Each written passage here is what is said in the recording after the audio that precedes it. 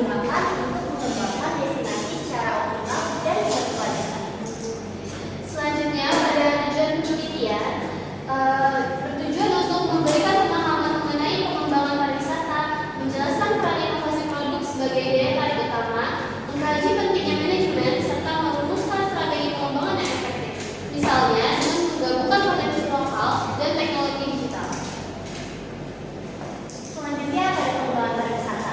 Pengembangan pariwisata merupakan proses peningkatan kualitas destinasi melalui pengelolaan sumber daya secara optimal dengan melibatkan masyarakat, pemerintah, dan swasta. Contohnya, pengembangan desa wisata yang melibatkan masyarakat lokal dan menyediakan homestay dan produk kerajinan. Di slide selanjutnya membahas inovasi produk pariwisata. Inovasi produk menjadi kunci dalam meningkatkan daya pariwisata dengan menciptakan pengalaman yang unik dan interaktif, seperti wisata edukasi atau wisata berbasis pengalaman.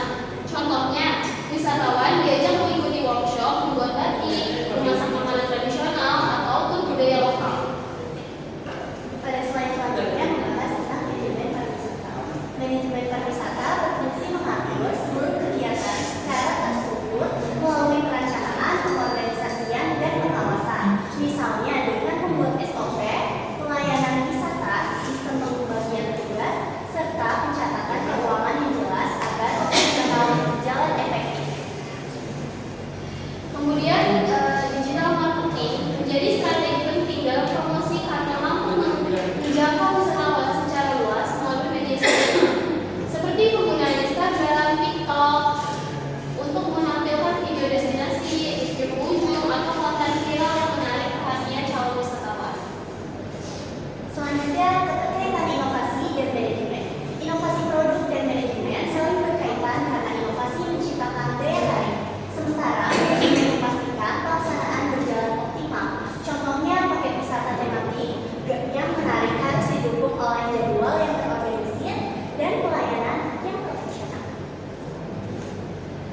Adapun metode penelitian ini menggunakan metode kualitatif dengan pendekatan studi literatur, yaitu mengkaji jurnal dan artikel ilmiah sebagai sumber data untuk memahami konsep inovasi produk dan manajemen dalam pengembangan pariwisata.